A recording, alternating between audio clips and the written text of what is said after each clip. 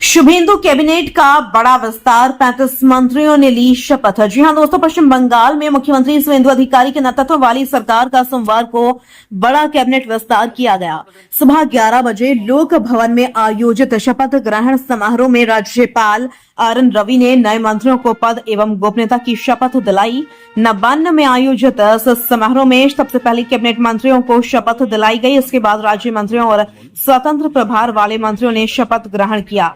कुल 35 मंत्रियों ने शपथ ली, जिनमें 8 पूर्ण मंत्री शामिल हैं। इस विस्तार के साथ राज्य सरकार ने अपने मंत्रिमंडल को और मजबूत करने की दिशा में बड़ा कदम उठाया है। शपथ लेने वालों में भाजपा के कई वरिष्ठ और चर्चित नेताओं के नाम शामिल हैं। शुरुआती चरण में तापस रॉय, शंकर घोष, अर्जुन सिंह, दीपक बर्मन, मनोज औरांव और गौरी शंकर घोष ने शपथ ली। इसके बाद दूध कुमार मंडल, जगन्नाथ चटर्जी, स्वपन दास गुप्ता, शरदवत मुखर्जी समेत अन्य नेताओं ने क्रमवार शपथ ग्रहण किया। राजनीतिक गलियारों में इस बात की चर्चा तेज है कि भाजपा नेतृत्व नए मंत्रियों को कौन कौन से महत्वपूर्ण विभाग सौंपता है। माना जा रहा है कि पार्टी के कई वरिष्ठ नेताओं को अहम मंत्रालयों की जिम्मेदारी मिल सकती है। गौरतलब है कि हालिया विधानसभा चुनाव में भाजपा ने 200 सीटें अधिक जीतकर ऐतिहासिक विजय दर्ज की थी। इसके बाद 9 मई को शुभेंदु अधिकारी ने राज्य के पहले भाजपा मुख्यमंत्री के रूप में शपथ ली थी। उनके साथ अग्निमित्रा पॉल, निशिथ प्रामाणिक, दिलीप घोष, अशोक और खुदीराम टूडू ने भी मंत्री पद की शपथ ली थी। नई सरकार के गठन के बाद यह पहला बड़ा कैबिनेट विस्तार माना जा रहा है, जिससे प्रशासनिक कार्यों में तेजी आने और विभिन्न विभागों की जिम्मेदारियों को बेहतर ढंग से बांटे जाने की उम्मीद जताई जा रही है। मैं हूं नीलोफर अंसारी। ऐसे ही खबरों के लिए बने रहिए सच टीवी 24/7 के साथ।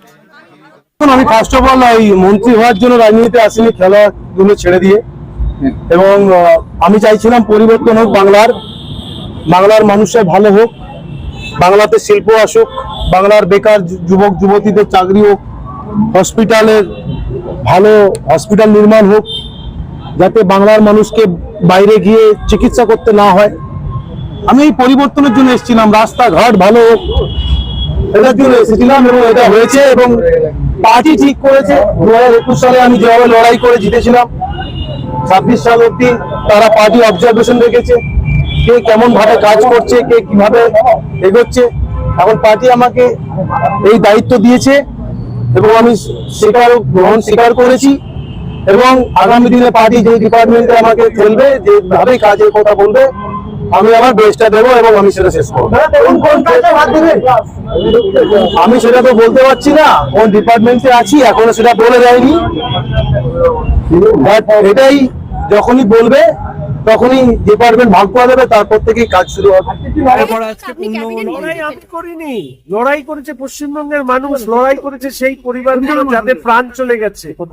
লড়াইয়ের একটা অংশ, একটা আমরা লড়াই করেছি। ফলে আমাদের লড়াইকে মহিমান্বিত করবেন না, ব্যক্তি লড়াইকে মহিমান্বিত করবেন না। যে ওই 321 পরিবার যারা বিজেপির সরকার আনতে গিয়ে প্রাণ দিয়েছে, শ্যামাপ্রসাদ মুখার্জির ভূমিতে বিজেপির সরকার প্রতিষ্ঠিত করেছে, তাদেরকে কুর্নিশ জানাই, আমি পশ্চিমবঙ্গের জনগণকে জানাই, যারা নীরবে সরবে আমাদের ভারতীয় জনতা পার্টি। নেক্সট লক্ষ্য কি মন্ত্রী হওয়ার পর? মানুষের প্রত্যাশা পূরণ করা। ব্যক্তি জীবনে মন্ত্রী হবো বলে তো জন্মাইনি, বা রাজনীতি করি তারপরে মন্ত্রী হব এই ভাবনা থেকেও আসেনি। আমাদের মাননীয় প্রধানমন্ত্রী একটা ইরেজার দিয়েছে উত্তরবঙ্গের উন্নয়ন লিখতে, এই উত্তরবঙ্গ বঞ্চিত এই শব্দটা বদলে দিয়ে 2031-এ যখন রিপোর্ট কার্ড বেরোবে তখন নিশ্চিতভাবে পশ্চিমবঙ্গের মানুষ এবং বিশেষ করে আমি পশ্চিম জেলার মানুষের কাছে কৃতজ্ঞতা জ্ঞাপন করি। পশ্চিমবঙ্গের মানুষ আমাদের ভারতীয় জনতা পার্টি সরকার আছে এবং সরকার সকল পশ্চিমবঙ্গবাসীর জন্য কাজ করেছে। সেই সংগ্রামে অলরেডি আমাদের সম্মানীয় মুখ্যমন্ত্রী শ্রী শুভেন্দু অধিকারী মহাশয় কাজ শুরু করে দিয়েছে। Surprising, unexpected. আমি কখনো ভাবিনি যে এরকম একটা জায়গায় আসবো, তবে মানুষের জন্য কাজ করব, এটা ছিল আমার অঙ্গীকার। আমি প্রতিশ্রুতিবদ্ধ যে মানুষের জন্য কাজ করবো। প্রথম ধরবেন বলাগড়ে তো ভীষণ পানীয় জলের সংকট, যেটা আর্সেনিক এলাকা বলাগড়, সেখানে কেন্দ্রীয় সরকারের একটা টাকা বিগত সরকার খরচ করতে পারেনি। 60% কাজে আটকে আছে ফান্ডিং এর জন্য। তো খুব শীঘ্রই আমরা ওটাকে করবো, করে ওটা মানুষের কাছে বাড়ি বাড়ি যাতে পানীয় জলটা পৌঁছায়। তৎসহ যেটা মোদীজি ঘোষণা করে গেছেন বলাগড়ের জন্য, সেটা হচ্ছে শ্যামাপ্রসাদ কোর্ট, যেটা হলে শীঘ্রই আমরা ওটার কাজ চলছে অলরেডি। একটা মিটিং হয়েও গেছে, মুখ্যমন্ত্রী আমাকে নিয়ে মিটিং করেছেন দপ্তর সবাইকে নবান্নতে। ওটা আমরা খুব তাড়াতাড়ি করবো। তারপর আমরা চাই কর্মসংস্থান। যেসব ঘরের ছেলেমেয়েরা যারা তকমা দিয়েছিল পরিযায়ী, আমি বলি ঘরের ছেলেমেয়েরা পেটের দায়ে বাইরে কাটতে যাচ্ছে কাজ করতে, অত্যন্ত খারাপ লাগে। আমি চাইবো আমার বলাগড়ের ছেলে মেয়েদেরকে যাতে বাইরে যেতে না হয়, তাছাড়াও বাংলার ছেলে মেয়েদের যাতে বাইরে যেতে না হয়। নতুন দায়িত্ব, নতুন কাজ, টেনশনও হচ্ছে নদীর থেকে। টেনশন কেন স্যার? ক্যাবিনেট মন্ত্রী তো একটু কঠিন ব্যাপার, দেখা যাক। কোন কোন জিনিসগুলো প্রাথমিকভাবে ফোকাস করবেন? তো দফতর বন্টন করেননি, বুধবার দিন করবেন। মাননীয় মুখ্যমন্ত্রী এক্ষুনি বলেন বুধবার সকালবেলায় ক্যাবিনেট মিটিং আছে, তখন ঠিক হবে। দেখা যাক, এখনো যখন অ্যানাউন্স হয় দপ্তর বন্টন বলেছিলেন বুধবার 11টা নাগাদ আসবে। সহকর্মী আজকে আমার ধারণা এই মন্ত্রিসভাতে আমাদের সহকর্মী একাধিক প্রতিনিধি থাকছে এবং আমার মনে হয় আপনারাও সবাই খুব দেখুন, প্রথম মন্ত্রিসভা সম্প্রসারণ হলো, যারা শপথ নিয়েছে তাদেরও যেরকম একটা নতুনত্বের ছোঁয়া লেগেছে, আমাদের কাছেও একটা নতুন সৃষ্টির একটা সম্ভাবনা দেখতে পেলাম। অতএব স্বাভাবিকভাবেই বাংলার মানুষ খুশি হবে, কারণ বাংলার মানুষ যাদেরকে চেয়েছে মন্ত্রিসভা গঠন করুক তারাই মন্ত্রিসভা গঠন করেছে।